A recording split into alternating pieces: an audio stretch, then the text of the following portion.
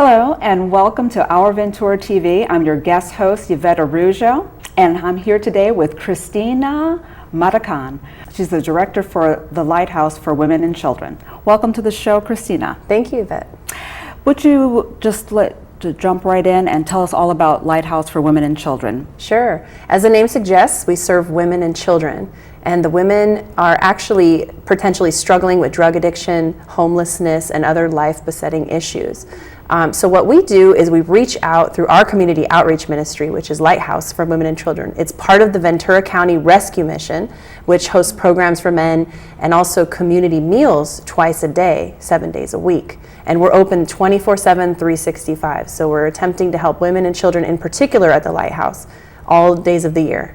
So when you say Lighthouse for Women and Children, what specifically would their needs be? Are these for battered women? Are these for women that are homeless? What would they look to your organization to help them with women and children? Okay, so with the support of our entire community, our main goal is to provide refuge, recovery, and restoration. So the refuge comes into the homelessness component. The recovery comes into drug addiction, domestic violence, sexual violence, any other kind of like a victimization type of issue. And then the restoration part is life skills, developing life skills. So these women and their children, that if they're mothers, they bring their children along with them through our programs. They're able to start again and contribute back into society. That's wonderful. So would they have a place to take, is it a shelter of sorts that they can stay for a time while they're trying to get their lives together and, as you said, life skills, and provide them with the resources that they need to be productive members of society again while going through their hardship? So we actually have 5 buildings, and if you take a journey with us, you would start at our shelter, and you're either a single woman or a mother with children, boys under age 10. You can stay in our shelter for 30 days and occasionally can have an extension if you're working well through your progress goals and our case manager clears that, or maybe we're working with other agencies in the county and you need a little more time to facilitate that process. We can grant an extension for up to 60 or 90 days. And then we also have a family shelter, which is a single family home dedicated to intact family units. So you can have a mother, a father, and a number of children that are a part of that family. And then those are the shelter components of the Lighthouse. We also have a recovery component. So this is a 9-month program where the women and their children, if they're mothers, live on site for 9 months. In the mornings, they go to classes and they're learning different things like fundamentals of the faith. They're learning about Bible study, how to study the Bible. They're learning about sexual abuse recovery, domestic violence recovery, and all different kinds of topics, anger management, money management. They even do sewing and crafting. So we're attempting to give them information that is going to help transform their life and bring them back to who they really are, who God made them to be, their real purpose as a woman. And after those 9 months are complete, that's the morning. In the afternoon, they go to vocational training at the thrift stores affiliated with the Rescue Mission Alliance. So the thrift stores actually, on an annual basis, are bringing in over $8 million a year, which fund these programs for men, women, and children, and allow us to provide all of these resources: food, clothing, shelter, beautiful content, which is what I just described, for free. They don't have to worry about a thing. They can focus on their recovery. They can, in certain cases, win their children back through a restorative process with the court system.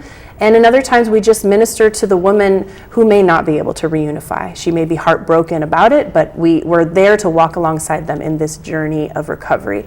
After they graduate, they have a choice of doing a ministry internship at the Lighthouse, so they're able to give back to the women and children that they were beneficiaries of the organization, or they can go into a transitional living program, which would take, what they would do is find a job, and then they pay a small program fee throughout 2 years' time. And we save a portion of the program fee and we give it back to them at the end of 2 years, so they can use it for a first and last month's security deposit on an apartment, or potentially purchase a car, and get any other financial situation squared away. So the people that are within your organizations, are they're social workers, I'm assuming, and counselors and people of the ministry, and you're working collectively to help these people along their journey to re-enter society, to be productive, to find jobs, homes, and and other facets that would enrich their lives, yes? So what we do is we have staff meetings with VCRM. Ventura County Rescue Mission is our brother mission. Okay. So we partner together, and VCRM serves the men and the public, and we serve the women and children. It's more hidden ministry because there's some vulnerable situations. But Director John E. Salty of Ventura County Rescue Mission always says, we're an elite team here for the purpose of God. So you might have chaplains. You have people who are simple lay ministers. You have people who are credentialed ministers, and other people who are certified biblical counselors, all different kinds of employees who are a faith-based Christian background who want to use the gifts and talents God has given us to invest in women, children, in particular related to the Lighthouse, and of course the men's programs as well. So it's a lovely way of saying Lighthouse because it serves as a beacon light for people that are lost to find their way home. That's exactly it. I think that's exactly a wonderful way to bring people to a better understanding. Now, what about the battered side? I'm interested in that. So in that you provide your resources for those that are in need, for those that are coming from battered situations, domestic violence situations, where they don't want their presence to be known. Do you have disclosed places where these women can seek shelter and without anyone finding them or lending any more harm to what has already been caused in their lives? Right. So the Lighthouse is actually, it functions as an overflow shelter when the domestic violence shelters in Ventura County are full. And we're meant to be a safe harbor emergency shelter, which means anyone who comes through our doors is literally hidden. If a private investigator came to try to find out who's there, we don't disclose any information about our clients. In order to do that, the client would have to give us permission. Okay. So we really guard the identity of the women and children that we serve. And before they come in, if the domestic violence is actually current, right now, happening in this season, we do request that the women would go through the court system and initiate a domestic restraining order against the violent partner. We found that this gives an added layer of protection. Also, we work very closely with Oxnard Police Department to provide safety in those situations. And the children, which are truly the victims of all of this fallout of, adult bad choices or domestic violent cases, how do you keep them on track with school, especially if they're coming from a really bad domestic violent background? How do you keep the children safe? Is there on-premise schooling for them, or how are they mainstreamed into public schooling to keep up their classes and education flowing? Right. So what we do is we require the mothers to enroll their children in school right away. As soon as they come into our properties and decide to become a resident for that season of time that they're allowed to, they enroll their children right away in school.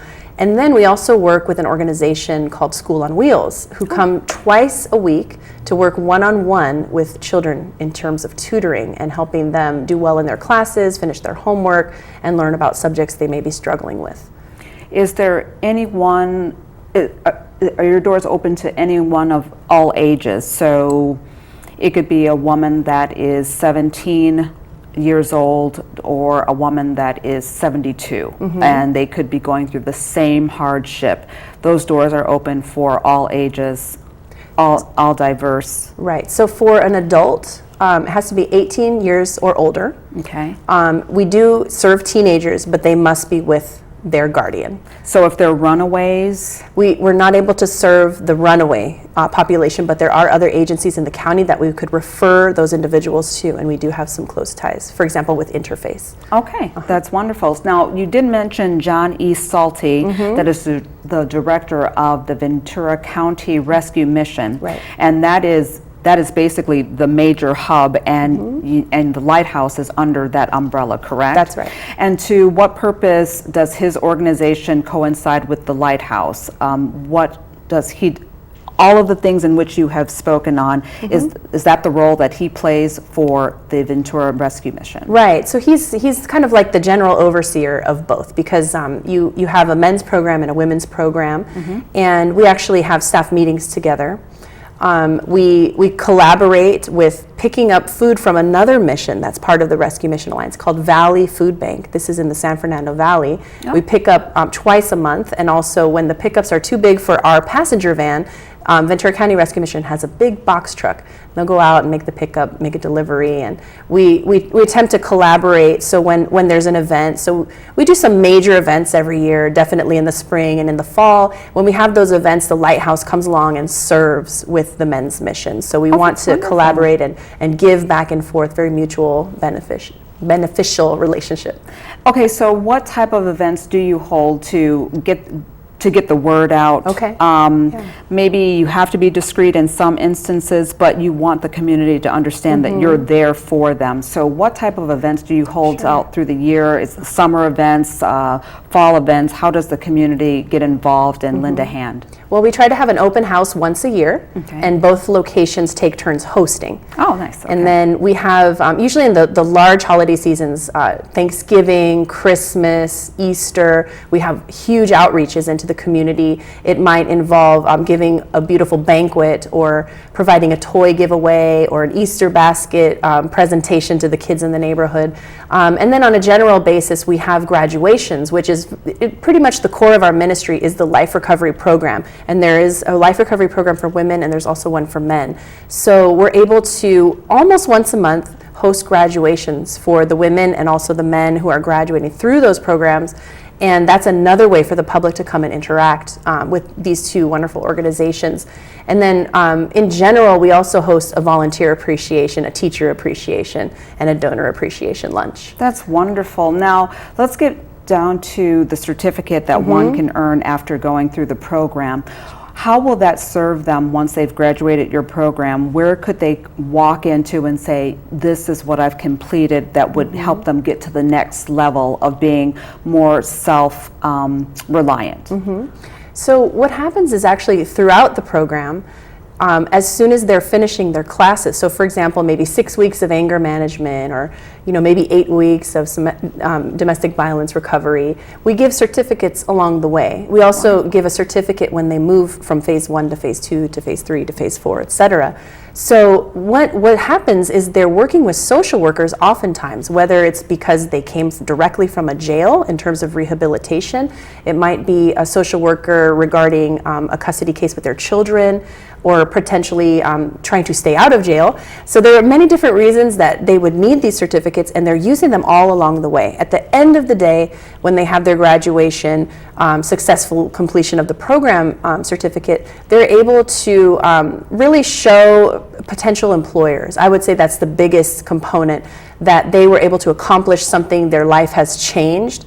Maybe in the past they would not be employable, but because of these programs, because of the skill sets learned, they're able to obtain their first job perhaps even in their lifetime. Wonderful. Yeah. Okay, so now for the million-dollar question, how does the community know about you? How could they get in contact with you?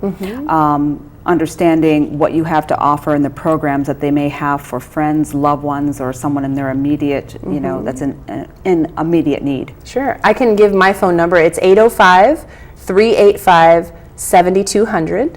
And also we have Facebook pages for both Ventura County Rescue Mission and the Lighthouse, which show kind of the current events and the news that are going on in our organizations. And then once a month we send a newsletter out to those who are contributing to the need financially. So there's always a beautiful story on the front and back, usually about a man and about a woman, and they're able to tell of what God's doing in their lives through something these programs. Inspirational. Okay, and so is there a website at all that they There can is. go to? It's www.vcrescuemission.org. Well, Christina Marroquin, thank you so much for joining us and our viewers and informing us about the wonderful works that you and John E. Salty does for the community. And thank you for watching this segment of Our Ventura TV. I am Yvette Araujo, and I thank you for joining us.